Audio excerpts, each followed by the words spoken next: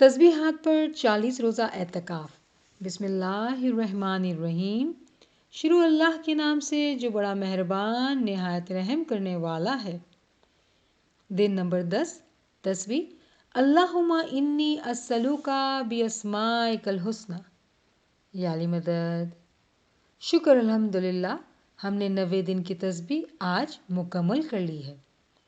آج کی تسبیح ہے اللہم انی اسألوک باسمائک الحسنی، جس کے معنی ہیں تمام خوبصورت نام اللہ ہی کے ہیں، اس لیے اللہ کو اس کے خوبصورت ناموں سے پکارو۔ قرآنی حوالہ 7/180۔ جب ہم کسی سے پیار کرتے ہیں تو قدرتاً ہم انہیں مختلف پیار بھرے ناموں سے پکارتے ہیں، مثال کے طور پر جان، جانو، ہنی یا سویٹ ہارٹ۔ یہ قابل غور بات ہے کہ معشوق کا اپنا ایک ذاتی نام ہوتا ہے جس سے وہ پچھلے 20 سال سے جانا جاتا ہے۔ وہ نام یکایک بدل کر اس نام میں بدل جاتا ہے جو عاشق اسے دے دے۔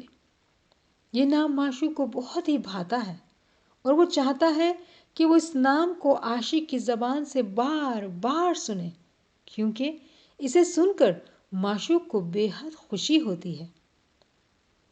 اسی طرح سے مولا کے بہت سے خوبصورت نام ہیں، گو کہ یہ عاشق کی شدت پر ہی انحصار کرتا ہے کہ عاشق اپنے مولا کو مختلف ناموں سے پکارے۔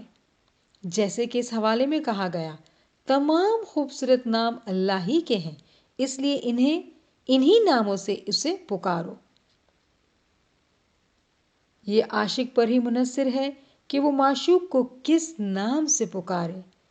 جب حضرت صلی اللہ علیہ وسلم پر قرآن نازل ہو رہا تھا تب ان پر تمام معجزات انکشاف ہو رہے تھے، اس لیے وہ ہر لمحے گہرے عشق میں ڈوب رہے تھے۔ ان کا سینہ ان معجزات اور تجلیات کی ظہورات کی خوشی سے پھولا نہیں سما رہا تھا۔ وہ یہ خوشی تمام کے ساتھ بانٹنا چاہتے تھے۔ ان کی خوشی کے جذبات کو اظہار کی تمنا تھی، تب وہ بے اختیار خدا تعالیٰ کی تعریف و توصیف بیان کرنے لگے، جیسے کریم، رحیم، رحمان، الحاظ القیاس۔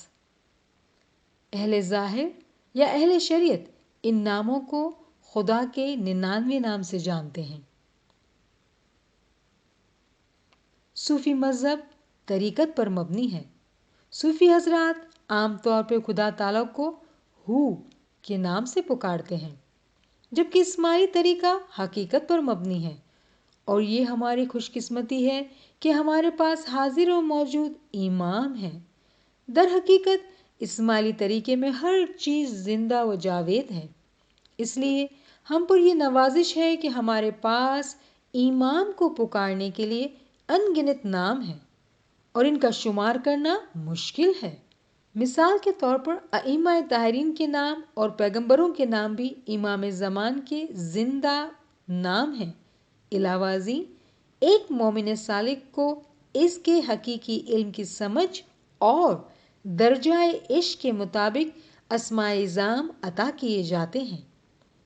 یہ ایک دلچسپ بات ہے کہ جب عاشق اپنے معشوق کو پیارے اور خوبصورت ناموں سے پکارتا ہے تب معشوق کو ازحد خوشی ہوتی ہے۔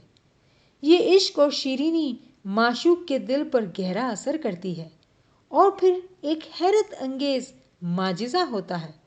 یہ عاشق ہی تھا جو اپنے دل کے اندر موجزاً شدت عشق کے اظہار کے لیے بغیر کسی بھی امید کے اپنے معشوق کو الفت بھرے ناموں سے پکارتا رہتا ہے۔ ایک دن اچانک معشوق بھی اپنے عاشق کو خوبصورت نام سے پکارتا ہے، تب عاشق کے دل کو عجیب و غریب خوشی کا احساس ہوتا ہے۔ مثال کے طور پر خدا تعالیٰ حضرت صلی اللہ علیہ وسلم کو حبیب اللہ یعنی خدا کا پیارا کے خوبصورت نام سے نوازا۔ سبحان اللہ۔ قارئین کی معلومات میں اضافے کے لیے یہ بتاتے چلیں کہ ہر پیغمبر کو ان کے معشوق یعنی خدا تعالیٰ کی طرف سے ایک خوبصورت نام دیا گیا ہے۔ ان میں سے چند مندرجہ ذیل ہیں۔ حضرت آدم علیہ السلام صفی اللہ یعنی خدا کا پاکیزہ بندہ. حضرت نوح علیہ السلام نجیب اللہ یعنی خدا کا ممتاز بندہ. اسے اس طرح بھی سمجھا جا سکتا ہے کہ وہ بندہ جس نے خود نجات پائی اور دوسروں کو بھی نجات دلا سکتا ہے. حضرت ابراہیم علیہ السلام خلیل اللہ یعنی خدا کا دوست. حضرت موسیٰ علیہ السلام کلیم اللہ یعنی خدا سے کلام کرنے والا. حضرت عیسیٰ علیہ السلام روح اللہ یعنی خدا کی روح، وہ جو دوسروں میں خدا کا سور پھونک دے. اب ہم تاریخ میں جا کر دیکھتے ہیں کہ حضرت صلی اللہ علیہ وسلم خدا کے عشق میں مغلوب ہو کر وہ ہمہ وقت خداوند تعالیٰ کی تعریف اور توصیف اور اس کی شکر گزاری میں لگے رہتے تھے. مادی تعلقات میں بھی یہ عام طور پر دیکھا گیا ہے کہ عاشق وجہ بے وجہ معشوق کا ذکر چھیڑتا ہے. اس کی وجہ یہ ہوتی ہے کہ عاشق اپنے معشوق میں جو خوبصورتی و رعنائی دیکھتا ہے وہ دوسرے دیکھنے سے قاصر ہوتے ہیں. یہی معجزہ حضرت صلی اللہ علیہ وسلم کے اصحاب کے ساتھ پیش آیا. وہ آق سلم کی خوشی و مستی کو دیکھتے اور اس درجہ عشق کی خوشی جو کہ اعلیٰ درجے کی بہشت یعنی رضوان ہے کی تمنا کرتے تھے. یہاں سب سے بڑا سوال یہ پیدا ہوتا ہے کہ ہم کس طرح اس عشق کے حقیقی کو حاصل کریں، جبکہ ہم تمام یہ دعویٰ کرتے ہیں کہ ہم ہمارے مولا سے بے حد پیار کرتے ہیں. لیکن عشق میں بھی درجات ہیں، بالکل اسی طرح جیسے حقیقی علم کے درجات ہیں. ان درجات کی بلندی پر پہنچ کر ہی مومن سالک اپنے معشوق یعنی امام زمان کی قربت کو پاتا ہے. ہر ایک اپنا سفر کہیں نہ کہیں سے شروع کرتا ہے. ایک طالب علم پہلی جماعت سے شروع کر کے اسکول پر اپنی تعلیم ختم کرتا ہے، یا پھر وہ تعلیم جاری رکھتے ہوئے ڈاکٹریٹ کی ڈگری حاصل کرتا ہے. بالکل اسی طرح ایک اسماعیلی بچہ جماعت خانے سے شروعات کر کے مذہبی تعلیمی سینٹر REC میں بنیادی تعلیم حاصل کرتا ہے. لیکن یہ اس کے انفرادی شوق و جستجو اور عشق پر انحصار کرتا ہے کہ وہ درجات کی منزل کو طے کرتے ہوئے فنا فی اللہ یعنی خدا تعالیٰ کے ساتھ ایک ہو جاتا ہے. جب ایک بچہ کسی بھی وجہ سے اسکول نہیں جانا چاہتا، چاہے وہ وجہ سخت محنت کرنے سے سستی ہو یا ناکامیاب ہونے کا خوف ہو یا پھر دوستوں کا کسی قسم کا دباؤ ہو، ان تمام باتوں سے قطع تعلق والدین بچے پر اسکول جانے کے لیے ایڑی چوٹی کا زور لگا دیتے ہیں، کیونکہ وہ بچے کے باقاعدہ اسکول جانے اور تعلیم حاصل کرنے کی اہمیت سے بخوبی واقف ہوتے ہیں، جبکہ بچہ والدین کی زور زبردستی کو بالغ ہونے کے بعد ہی سمجھ پاتا ہے. اسی طرح سے ہمارے والدین نے اپنے حصے کی سخت محنت کر کے ہمیں جماعت خانے کی محبت اور امام سے انسیت سکھا دی ہے. اب جب ہم تمام اس مقالے کو پڑھ رہے ہیں اور مل کر اعتکاف کر رہے ہیں، یہ اس بات کا ثبوت ہے کہ ہم تمام آگے بڑھنا چاہتے ہیں، لیکن نفس امارہ قرآنی حوالہ 53/22 ہمارے لیے مسائل و مشکلات پیدا کرتا ہے، جس سے ہم خداوند کے ذکر سے غافل ہو جاتے ہیں. یہ ہمارے دنیاوی معاملات کو افریط صورت بنا کر پیش کرتی ہے کہ اگر ایک لمحہ بھی ہم اپنی نگاہ دنیاوی کام کاج سے ہٹا کر اپنے مولا کا نام لیں گے تو ہماری دنیا تباہ و برباد ہو جائے گی. ہمارے مسائل اتنے بڑے اور پیچیدہ ہیں کہ کوئی انہیں نہیں سمجھ سکتا. اللہ حضرت قیاس ہمارے پیارے مولا جو آج کی بے حد مصروف مغربی دنیا میں رہتے ہیں اور دنیاوی دباؤ کو اچھی طرح سے جانتے ہیں، فرمایا کہ صلوات پڑھیے، اللہم صلی علی محمد و آل محمد. آپ مصروف ہیں، لیکن مصروفیت کوئی اچھی وجہ نہیں جس کی بنا پر آپ اپنے عقیدے کی مشق چھوڑ دیں.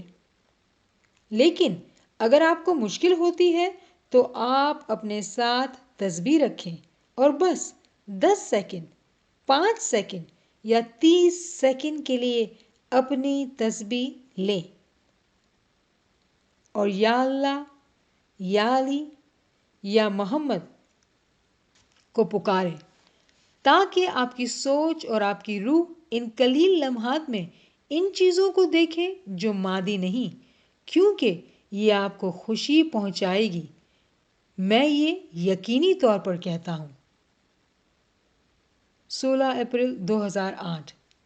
الحمدللہ ہم تمام متحد ہو کر اعتکاف کر رہے ہیں۔ پہلا قدم چند سیکنڈ ذکر کرنے کی عادت کا تھا۔